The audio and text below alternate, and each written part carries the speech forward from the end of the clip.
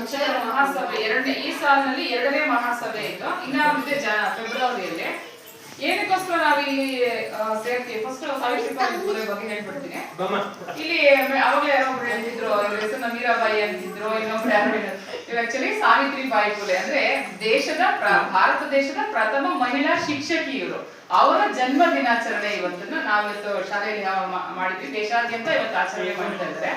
ಯಾರಿಗೆ ಸಾವಿತ್ರಿಬಾಯಿ ಫುಲೆ ಅಂದ್ರೆ ಆ ಪಾಯಿಂಟ್ ಯಾಕೆ ತಗೊಳ್ತೀನಿ ಅಂತ ಆಮೇಲೆ ಹೇಳ್ತೀನಿ. ಇವ್ರಿಗೆ ಬಾಲ್ಯದಲ್ಲೇ ವಿವಾಹ ಆಗಿರುತ್ತೆ. ಅಂದ್ರೆ 8 ವರ್ಷ. ಆ ಹುಡುಗನಿಗೆ 13 ವರ್ಷ. ಜ್ಯೋತಿಬಾ ಫುಲೆ, ಅವ್ರ ಗಂಡನ ಹೆಸರು ಜ್ಯೋತಿಬಾ ಫುಲೆ. ಇವ್ರಿಗೆ 8 ವರ್ಷ, ಆ ಹುಡುಗನಿಗೆ 13 ವರ್ಷ. ಏನ್ ಪರಿಜ್ಞಾನ ಇರ್ತದೆ ಅಂತ ಆ ಕಾಲದಲ್ಲೆಲ್ಲ ಏನಾಗ್ತಾ ಇತ್ತು, ಬಾಲ್ಯ ವಿವಾಹ ಪದ್ಧತಿನ ಮಾಡ್ಕೊಂಡು ಅವ್ರಿಗೆ ಬಾಲ್ಯದಲ್ಲಿ ವಿವಾಹ ಮಾಡಿರ್ತಾರೆ. ಅವ್ರಿಗೆ ತುಂಬಾ ಆಸಕ್ತಿ ಏನ್ರ ಬಗ್ಗೆ, ಓದಿನ ಬಗ್ಗೆ. ಆಗಿನ ಕಾಲದಲ್ಲೆಲ್ಲ ಹೆಣ್ಮಕ್ಳನ್ನ ಅಡ್ಗೆ ಮನೆ ಬಿಟ್ಟು ಹೊರಗಡೆ ಕಳಿಸ್ತಿರ್ಲಿಲ್ಲ. ಏನೋ ಅಡ್ಗೆ ಮನೆಗೆ ಸೀಮಿತ, ಹೆಣ್ಮಕ್ಳು ಹೊರಗಡೆ ಪ್ರಪಂಚ ನೋಡ್ಬಾರ್ದು, ಗಂಡನ ಮನೆನೇ ಪ್ರಪಂಚ ಅಂತ ಅನ್ಕೋಬೇಕು.